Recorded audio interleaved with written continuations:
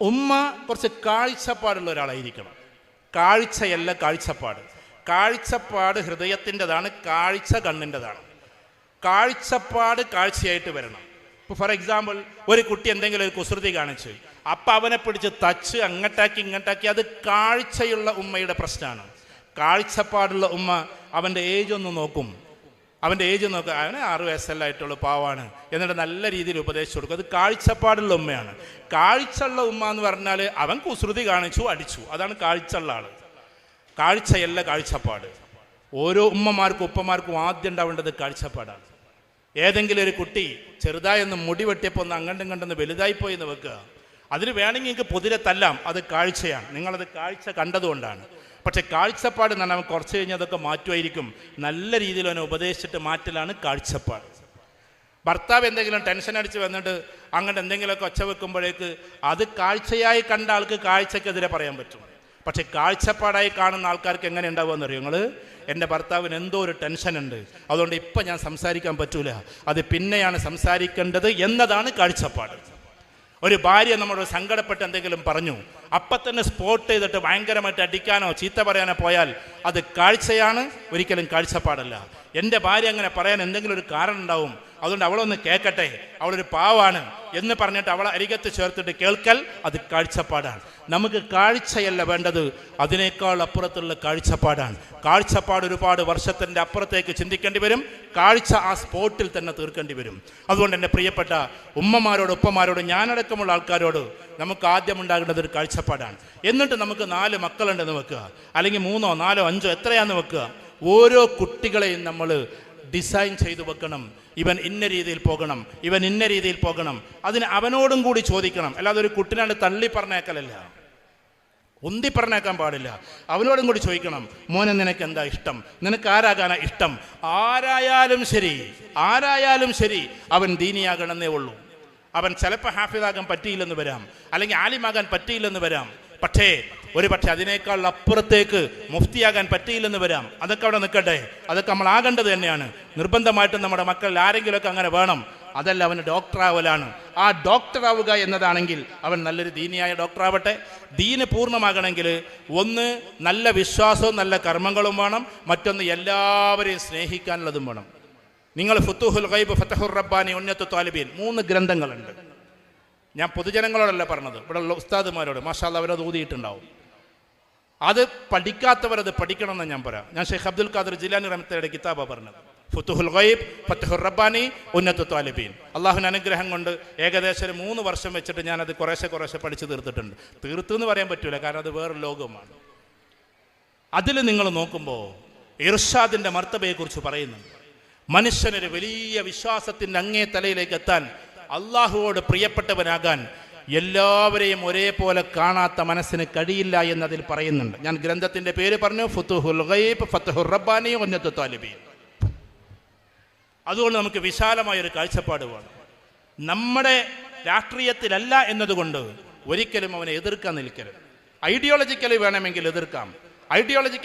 എതിർക്കാം, പക്ഷേ ഒരിക്കലും വ്യക്തിഹത്യ ചെയ്യരുത്. നമ്മുടെ പ്രസ്ഥാനത്തിലല്ല എന്നതുകൊണ്ട് ദയവേത് അവനെ ചീത്ത വിളിക്കാൻ നിൽക്കരുത്.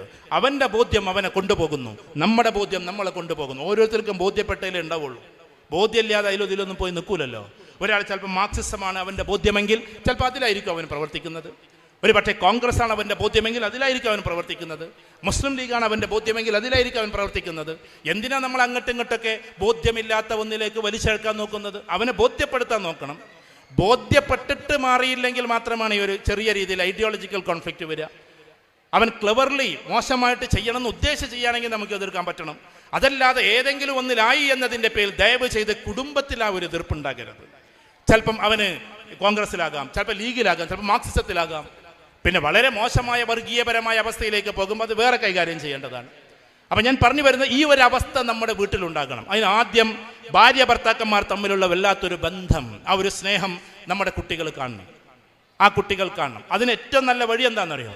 ഭക്ഷണം കഴിക്കുമ്പോൾ ദയവ് ചെയ്തിട്ട് നിങ്ങൾ ഒറ്റയ്ക്കിരുന്ന് ഭക്ഷണം കഴിക്കരുത്. അടുക്കളയിൽ ഈ അടുത്ത കാലത്ത് ഇറങ്ങിയത് അടുക്കളയിൽ ഒരു ചെറിയ മേശ, എന്നിട്ട് എല്ലാവർക്കും ചോറ് വിളമ്പിയതിന് ശേഷം നമ്മൾ ഒറ്റയ്ക്ക് ഇരുന്നൊരു തിന്നലാണ്. ഇതെവിടുന്ന് കിട്ടി കൾച്ചർ? നമ്മുടെ വീട്ടിലെല്ലാവരും ഉമ്മയും ഇപ്പയും മക്കളും അല്ലേ ഉണ്ടാവുക. പിന്നെ കൂട്ടുകുടുംബമാകുമ്പോൾ പലരും കൂടി ഉണ്ടെങ്കിൽ അതിന് ചില റെസ്ട്രിക്ഷനൊക്കെ ഉണ്ട്. ഞാൻ പറഞ്ഞത് ഉമ്മയും ഉപ്പയും മക്കളും കൂടി കഴിക്കട്ടെ.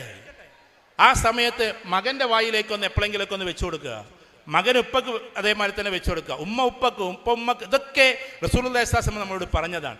ഞാൻ പറയുന്നു, ഒന്നിച്ചിരുന്ന് ഭക്ഷണം കഴിച്ച് ശീലിച്ച ഒരു കുടുംബം, പിന്നെ ഞാൻ പറയാണ്, ഇതൊരു ഒരു സൈക്കോളജിക്കൽ ടിപ്പാണ് കേട്ടോ.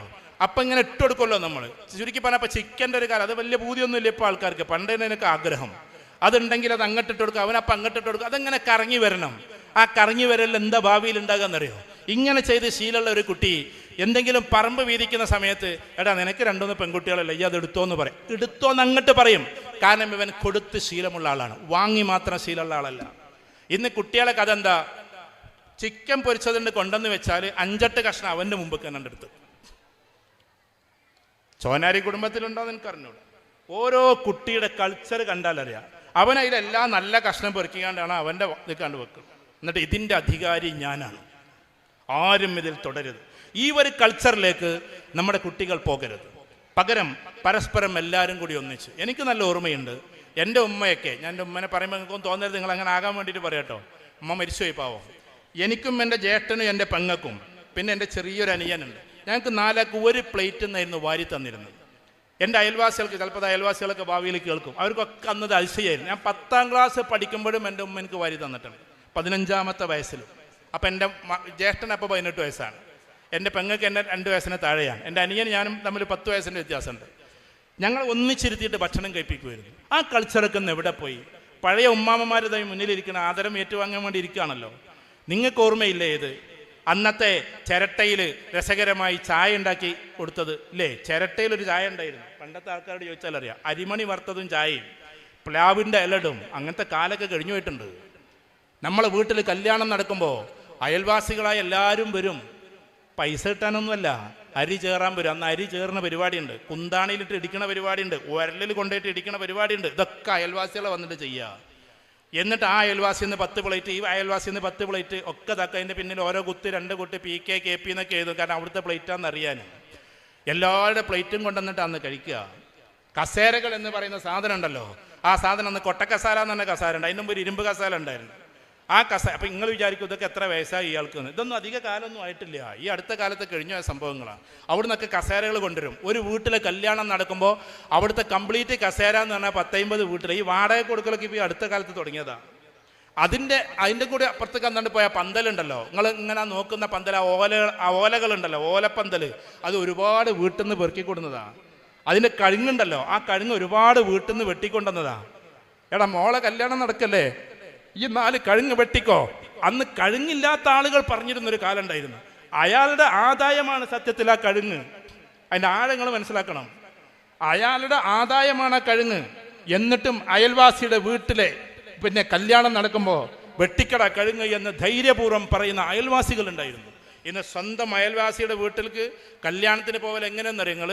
അയൽവാസിയാണെങ്കിൽ 3 ഡ്രസ്സ് നമ്മൾ എടുക്കും, കുടുംബത്തിക്കാണെങ്കിൽ 5 എടുക്കും. എന്നിട്ട് എന്താ പരിപാടി? എപ്പോഴും ഇങ്ങനെ മാറണം. മറ്റേ ശ്രീനിവാസൻ ഏതോ ഇതിൽ പറഞ്ഞവർ, ഞാൻ സിനിമ ഹാളിലല്ല കേട്ടോ, പറയണം, ഒരു ടിപ്പ് പറയാണ്, എൻ്റെ കണ്ണട എൻ്റെ മുഖം, എൻ്റെ മുഖം എൻ്റെ കണ്ണട. ഈ രീതിയിലാണ് പെണ്ണുങ്ങൾ നടക്കുക. ഞാൻ ഈ അടുത്തിടെ ഒരു കല്യാണത്തിൽ പങ്കെടുത്തു. എൻ്റെ ഒരു കുടുംബാംഗത്തിലൊരു കല്യാണം എന്ന് വിചാരിച്ചോ. ചുരുക്കി പറഞ്ഞാൽ 2 വീട്ടുകാരും വന്നപ്പോൾ ഒരു വീട്ടുകാരും ഇല്ല അവിടെ. എല്ലാവരും ഡ്രസ്സ് മാറ്റാൻ പോയിക്കുക. ഈ കെട്ടുന്ന ആൾക്കാർ വരുമല്ലോ കണ്ട്.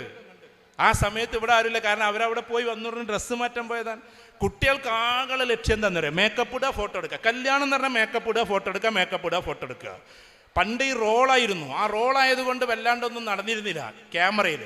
ഇപ്പം തന്നെ ഒരു കല്യാണം കഴിയുമ്പോൾ എന്നോട് ക്യാമറക്കാരൻ പറയാം, സാറേ ഞാൻ 6000 ഫോട്ടോ എടുത്തു. 6000 ഫോട്ടോ എടുക്കണമെങ്കിൽ ഒരു പണി എന്താ? ഇത്രയും പണിയാണ്. ആ കൾച്ചറൊക്കെ ഒന്ന് മാറ്റും. കുറച്ച് ഫോട്ടോ ഒക്കെ നമ്മൾ എടുക്കേണ്ടി വരും കല്യാണമൊക്കെ ആകുമ്പോൾ. ഇത് നമ്മളെ ഫോട്ടോ തന്നെ 2000 വട്ടം എടുക്കുക എന്നൊക്കെ പറഞ്ഞാൽ അത് എന്തോ ഒരു തകരാറ് നമുക്കില്ലേ, എന്തോ ഒരു പ്രശ്നം നമുക്കില്ലേ? ഡ്രസ്സുകൾ മാറ്റി മാറ്റി നമ്മുടെ ഫിനാൻഷ്യൽ സ്ട്രക്ചർ കംപ്ലീറ്റ് പോവുകയാണ്. നിങ്ങൾ പറയുമ്പോൾ ഒന്നും വിചാരിക്കരുത്. മലപ്പുറം ജില്ലയിലെ ആൺകുട്ടികൾ അഥവാ ഗൾഫിലുള്ള കുട്ടികൾ തിരിച്ചു വന്നു കഴിഞ്ഞാൽ നയാ പൈസ അവരുടെ കയ്യിലില്ല. ഒന്ന് ഔട്ടായി വന്ന് നോക്കണം, ഇക്കണ്ട പെരക്ക് അനാഥമായി കിടക്കും. നേരെ മറിച്ച് തെക്ക് ഭാഗത്തെ സ്ത്രീകൾക്ക് ഇതൊന്നും പറഞ്ഞു കൊടുക്കണ്ട. ഞാൻ അവരെ മാനിക്കുന്നു, സ്നേഹിക്കുന്നു. അവർ ഗൾഫിൽ നിന്ന് മാസത്തിലയക്കുന്ന 10,000 ഉറുപ്പ്യയിൽ 5,000 ഉറുപ്പ്യ കുറിക്ക് ചേരും. ആ കുറി 5 ലക്ഷമായിട്ട് അടുക്കും. അതായിട്ട് പോയിട്ട് പറമ്പ് വാങ്ങും. ആ പറമ്പ് പിന്നീട് വിൽക്കും. എന്നിട്ട് രണ്ടാമത്തെ കൊല്ലം വേറൊന്ന് വാങ്ങും. ചുരുക്കി പറഞ്ഞാൽ ഇയാൾ 20 കൊല്ലം കഴിഞ്ഞ് വരുമ്പോൾ 1 കോടി രൂപയെങ്കിലും അങ്ങോട്ട് കൊടുക്കാണ്ടാവും ഈ സ്ത്രീയുടെ കരങ്ങളിൽ. ഇതാണ് അവിടുത്തെ സ്ത്രീകളുടെ കൾച്ചർ. കാരണം അവർക്ക് എന്താണ് ഫിനാൻസ് എന്നറിയാം.